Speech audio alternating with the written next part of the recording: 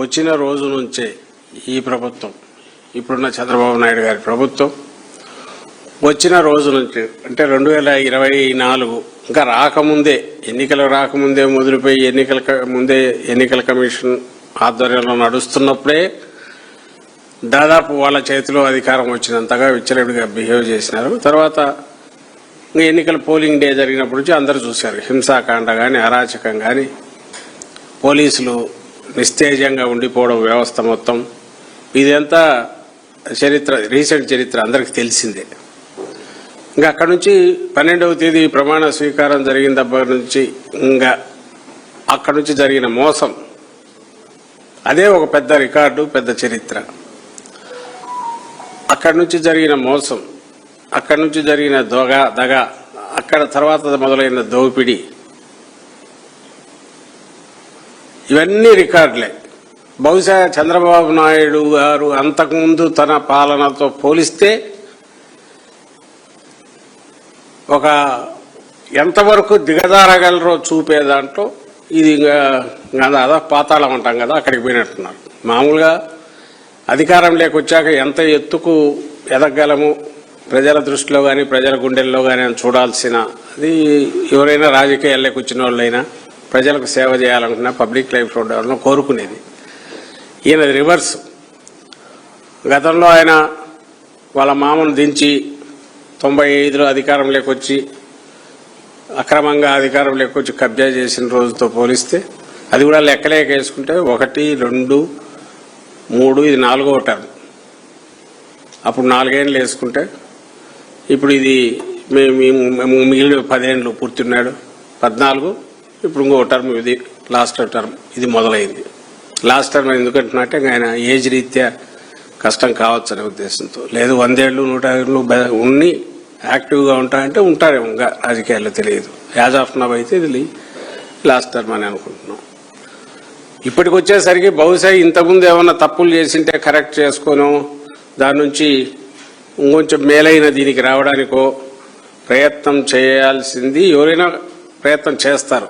అలాంటి అవకాశం ఆయనకు 2 సార్లు వచ్చింది. 99, 95, 99 తర్వాత రాజశేఖర రెడ్డి గారు వచ్చాక ఒక పాలన అంటే ఎట్లుండాలో ఆయన చూపిన తర్వాత బెంచ్ మార్కు. దేశంలో అందరూ కూడా ఇందులో కొంతన్నా మనం చేసి మంచి పేరు తెచ్చుకోవాలని ప్రయత్నం చేసే ఒక ఆదర్శప్రాయమైన పాలన ఆయన ఇస్తే 2004-09 మధ్య అదే 5 ఏళ్ళు. మళ్ళీ 14లో వచ్చాడు, ఏం మార్పు లేదు. ఇంకొంచెం కొత్త కళలు నేర్చుకున్నాడు, కొత్త విద్యలు, టెక్నాలజీలు వచ్చాయి. సో ఎదురుగా ప్రత్యర్థులు ఏ రకంగా ఇచ్చేయచ్చు, వాటిలో చిన్న చిన్నవి తప్పటడుగులు వేస్తూ అప్పుడు మొదలు పెట్టాడు. అవినీతిలో కొత్త రకమైన దీనికి ఎట్లా పోవచ్చు, చంద్రబాబు నాయుడు గారు అది మొదలు పెట్టారు. తర్వాత 19-20-2024 మధ్య జగన్మోహన్ రెడ్డి గారు పూర్తిగా మంచి పాలన అనే దీనికి మాటకు నిర్వచనం కాదు, దాని అర్థం పూర్తి మార్చేశారు. ఒక కొత్త నిర్వచనం తీసుకొచ్చారు. ఆచరణలో మంచి పాలన ఎట్లా తీసుకురావాలనేది అన్ని రకాల పార్శ్వాల్లో, సొసైటీలు, సమాజపరంగా కావచ్చు, ఆర్థిక వ్యవస్థలో కావచ్చు, గవర్నెన్స్ పాలనలో కిందికి డోర్ స్టెప్స్ దగ్గరికి తీసుకెళ్ళడం కావచ్చు, థియరిటికల్గా ఎకానమిస్టులు కానీ, స్టేట్స్మెన్ కానీ, ఫిలాసఫర్స్ కానీ చెప్పే వాటికి ఒక రాష్ట్రంలో ఆచరణలో దాన్ని పెట్టే ప్రయత్నం చేశారు. సక్సెస్ఫుల్గా చాలా వరకు ఇంప్లిమెంట్ కూడా చేశారు. ఏ ప్రభుత్వమైనా ఒక ప్రభుత్వం, అది డెమోక్రసీలో ఒక ప్రభుత్వం, అది ఎలక్ట్ అయిన తర్వాత ప్రజల ఆకాంక్షలను అలాగే ఒక చుక్కానిలాగా ఒక దిశానిర్దేశం చేసి ఆ రాష్ట్రాన్ని కానీ, దేశాన్ని కానీ నడిపించడం కానీ, భవిష్యత్ తరాలకు ఒక బంగారు జీవితాన్ని ఇవ్వాలి, ఒక పచ్చటి జీవితాన్ని ఇవ్వాలి. దానికి అవసరమైన రకంగా ఓ ప్రభుత్వం ఏమేం చేయగలదో అవన్నీ చేయాలి. అదేదో ఒక పార్శ్వం కాదు, అన్ని కోణాల్లో అలాంటివి చేయాలన్న 360 డిగ్రీస్ అని మనం ఏదైతే అంటామో అప్రోచ్, దాంతో జరిగిన పాలన ఏదైనా ఉందంటే అది జగన్మోహన్ రెడ్డి గారిది. ఇందులో ఎలాంటి డౌట్ పడాల్సిన అవసరం లేదు.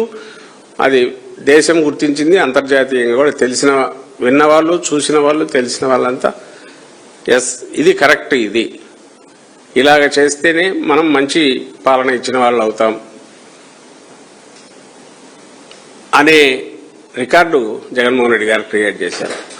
పోనీ దీన్ని చూసి ఆయన అదృష్టమో మరి సుడి ఇది ఉండడమో లేదా మ్యానిపులేట్ చేసి లాస్ట్ మినిట్లో ఏవైనా చేయగలిగిన తన కెపాసిటీస్,